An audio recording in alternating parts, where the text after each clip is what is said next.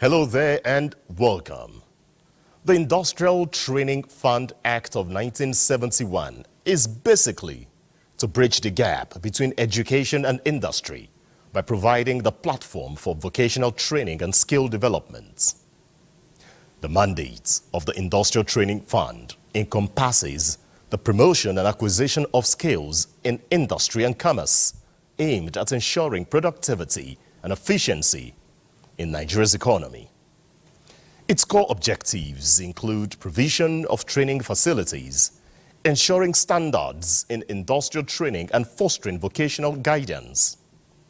The Industrial Training Fund, fondly called ITF, is a parastatal of the Federal Ministry of Industry, Trade and Investment, and it is strategic to the renewed hope agenda of President Bola Ahmed Tinubu, especially in the area of job creation. I'm Ayodeji Makinde. This is Reshaping Democracy.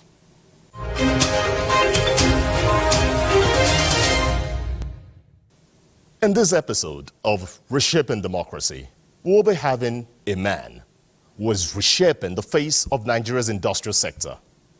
Dr. Afiz Oluwatoyin Ogun, the Director General and Chief Executive Officer of the Industrial Training Fund. He will be providing answers to questions from Nigerians.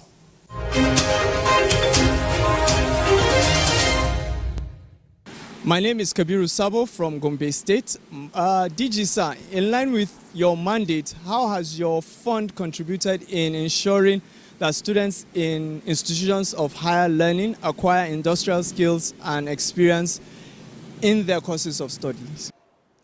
Thank you very much. Every agency has its own or our own mandate. We are in the Ministry of Industry, and for skills in the polytechnics, monotechnics, and the technical colleges, that is the mandate of the Ministry of Education, and which is warehouse in MBT. And the only interface we have with them is what we call labor market information. Because we interface directly with the industry, emerging skills, changing skills in the world, what is happening in the technical field, in the industry. We get this information, pass on to them so that they can use this to reshape their curriculum in the colleges, monotechnics, and polytechnics. That is the only job we have with them. Otherwise, every other thing has to do with the Ministry of Education. We belong to the Ministry of Industry, and we interface directly with the industry. That's why Manufacturing Association of Nigeria is our friend. That's why NECA, National Nigeria Employers Consultative Association, our friend. The artisans on the streets of Nigeria, our friend. Those that finish from technical schools, monotechnics and polytechnics, immediately they graduate, they become our property. That is why it is like this. However, whatever happens in their colleges and in their polytechnics and monotechnics, strictly with the Ministry of Education. My name is Jerry Japorupada from Gombe State. DG sir, what is the role of ITF in ensuring smooth transition from school to the world of work and enhance student contact for job opportunities? The question he has just asked is now our mandate. When these technicians from monotechnics, polytechnics, colleges of technologies relating to skills, when they graduate, they become the property of the Ministry of Industry, because we interface with the industry, and it is now their issue. It's now warehouse in our agency, the ITF. Maybe in the past, things may have been a little bit rough, but whatever happens depends on the government of the day. Today's government, the government of this President Asiwaju Bola Ahmed Tinubu is putting round pegs in round holes. Don't cross, do your own work. That is why he has mandated us in ITF to do what we call skill up artisans, to raise the standard of these technicians coming out from the polytechnics, monotechnics, and the technical schools. And of course, the artisans on the streets, the dropout students from school, raise their standard, raise it to international standards, give them international certification, such that when they go anywhere in the world, they will be recognized, duly recognized, so that we no longer see artisans coming from neighboring countries and even as far as China and India coming to take artisanary job in Nigeria. Yes, they have. Of course, they have the right. After all, Nigerians also work elsewhere in the world, but we are the landlords. But what we have now, our job now, is it satisfactory? Nigerians want the best, and the president wants us to raise them to international standard. Our artisans, the indigenes, the citizens of Nigeria who are artisans, or those who have come out from polytechnics and polytechnics and colleges of technical schools, and those on the street, raise them to international standard so that they can compete anywhere in the world. And that's exactly what this new ITF is doing under this new government of President Bola Ahmed Tinubu. My name is Sunday Bappa Pada from Gombe State. Poor attention to research and development has been a major issue in Nigerian development. Sir, what is your agency doing in that regard? Research and development. Of course, we have a department in ITF, the research development, research and curriculum development. I just told you now that we are responsible for taking LMI, labor market information, into the polytechnics, furnish them with this information so that the evolving skills, the new skills in the technology, they can now implement them, they can now put them in their curriculum. So we have this department doing this, and now is very effective. We also collaborate with certification bodies outside the country, the City and Guild, the ABEQA, the Person, and a host of others. We want a situation where our artisans, where our technicians will be able to have certification from top-notch certification bodies before we give them license. We are telling you that the time is near where artisans in Nigeria will not be able to work without license. They will have their own work permit or work license in that area, so that when a plumber comes to your house, you can trace him. The government has a rope on his leg, hypothetical rope on his leg. You can trace him. He will not just misbehave and go away, because he knows that if he messes up your job or charges you anyhow, there is a consequence. He knows that. So we are researching every day from our research department. Research is going on continuously, especially with this our program, Super, that the government has given us. A lot is happening with this program. We have a lot of departments, maybe otherwise maybe be seen as sleeping before. They are now awake, because we need to report back to the president, who is always waiting to give us our report card every quarter. Is Adelanke Dayo Adepoju. We're seeing a lot of reduction in the technical colleges. They're becoming moribund.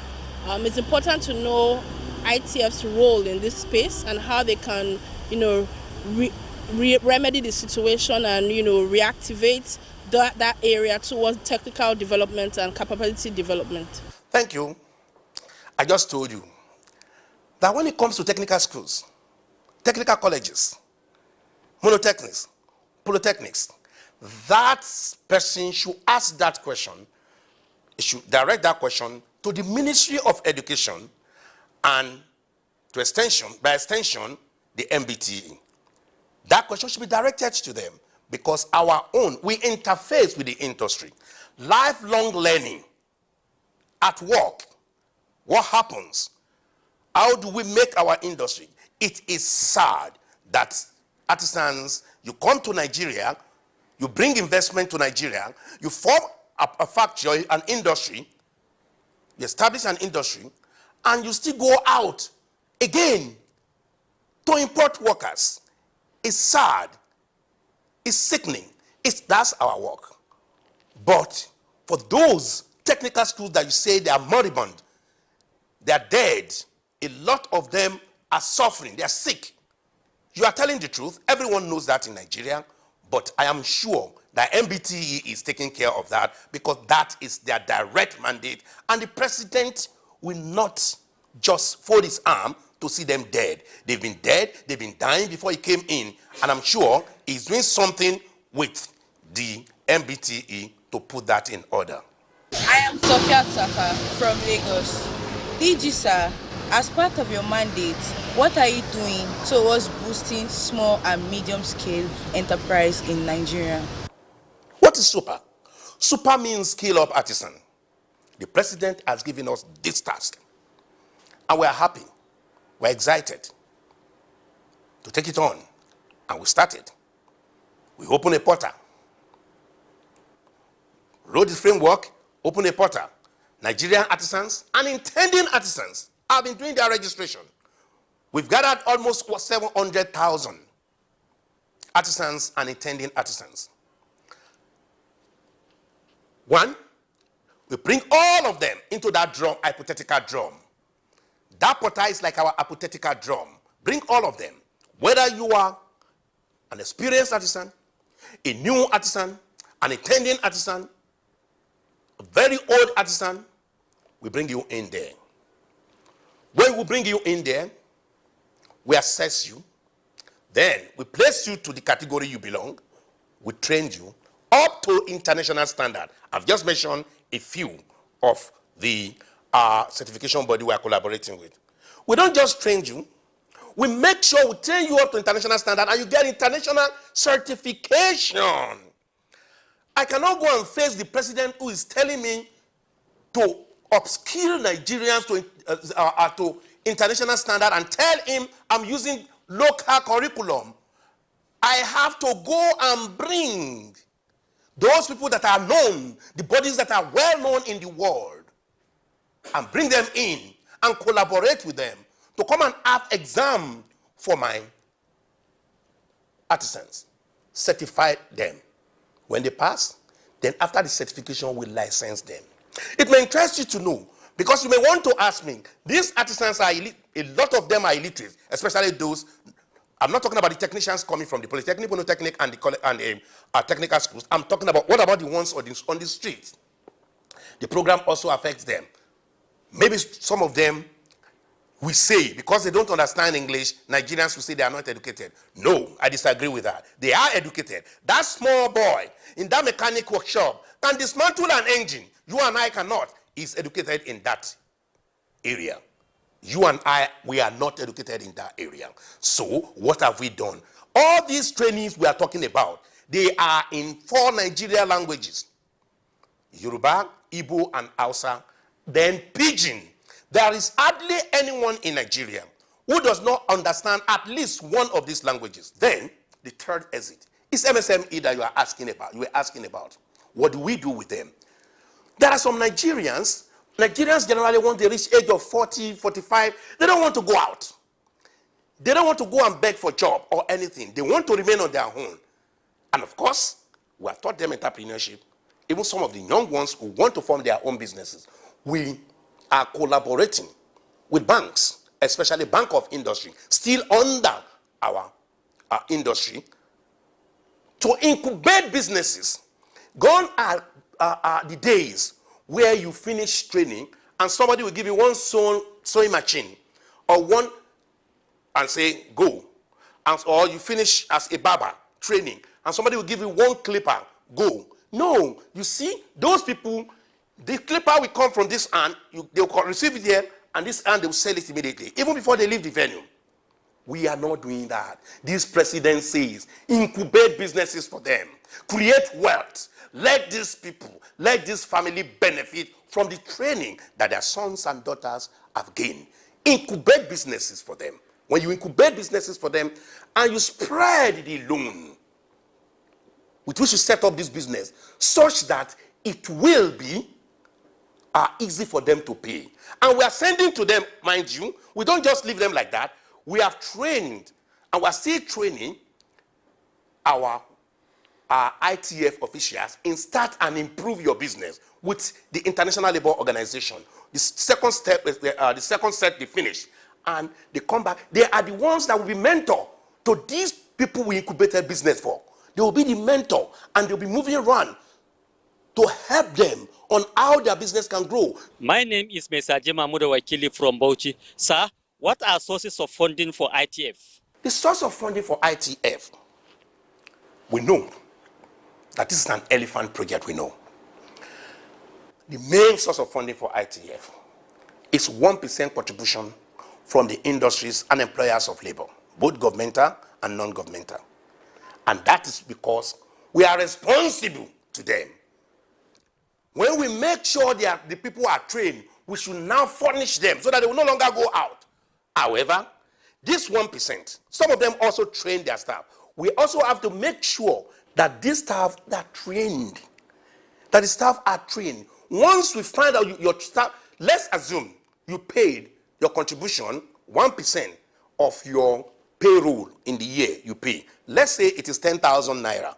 You have given us 10,000 naira. When we check and you have duly trained your staff, we are satisfied that you have trained your staff. You are satisfied with everything you have done as far as training in your industry is concerned. We check everything. We have criteria. I cannot mention everything here. It's a set criteria we look at. Then we refund a maximum of 50% of what you have paid to you. 50% we refund it back to you as reimbursement. This will give you some sort of encouragement. That's what the government have put in place so that those companies will be encouraged. It's not a tax at all. It's to encourage them to participate in uplifting the skill of the workforce of Nigeria. My name is Lukman Suleiman from Bauchi State, Nigeria. Sir, are you comfortable with the act establishing the fund?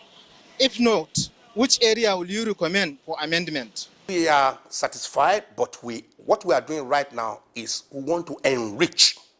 Do you understand what I'm trying to say? We want to enrich the act because we are still within the purview of the boundaries of our act. But we want to enrich the act. I was speaking, as I told you, with the DG of Man yesterday. An example came up where if you have any little issue with the workers, they may deliberately destroy the machine. Who do you go to? Who do you report to? If they know there is a consequence, if they know that they cannot just do that without their license being seized or without them appearing before a particular panel who may eventually seize their license that they can no longer work, then they will bluff you and do whatever they want to do. They put you in their pocket, they handcuff you. Such thing will no longer happen when we finish with this act. Those are the type of things we want to do. And also, there are some English terms that some people interpret here and there. We want the house to tell us where it is exactly. And that's what we are currently doing. Okay. My name is Umar Muhammad Shira from Bauchi. Sir, what is the status of your personnel? Are you present in all states of the Federation?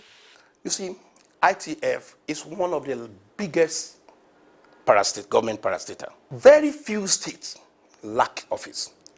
For example, let me give you very few examples. Jigawa State. And the governor of Jigawa State now has donated an office.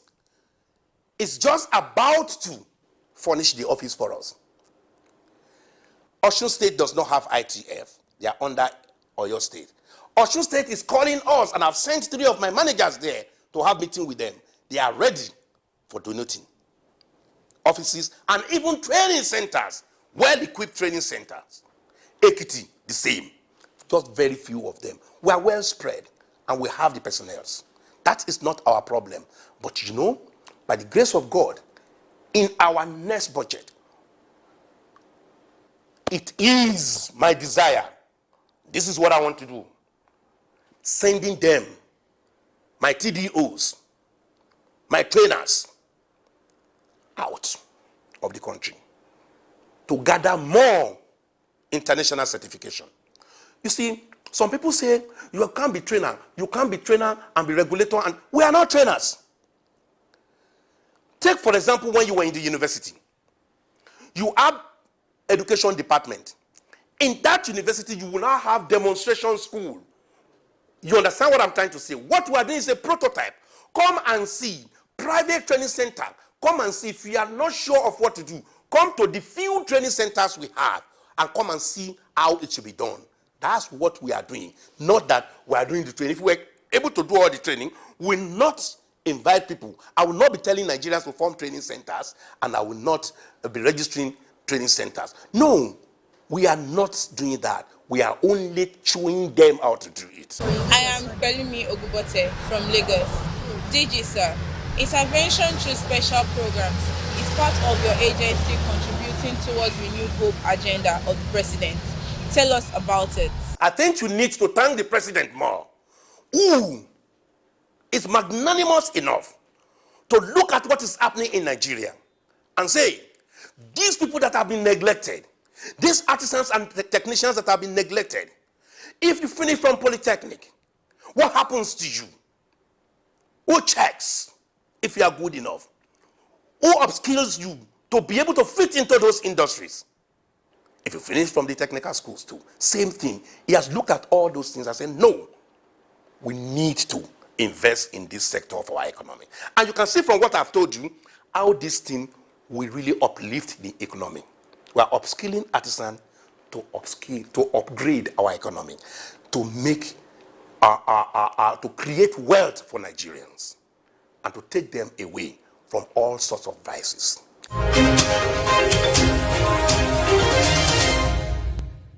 The ITF, also known as the Industrial Training Fund, is positioned to promote skills acquisition and capacity building in Nigeria.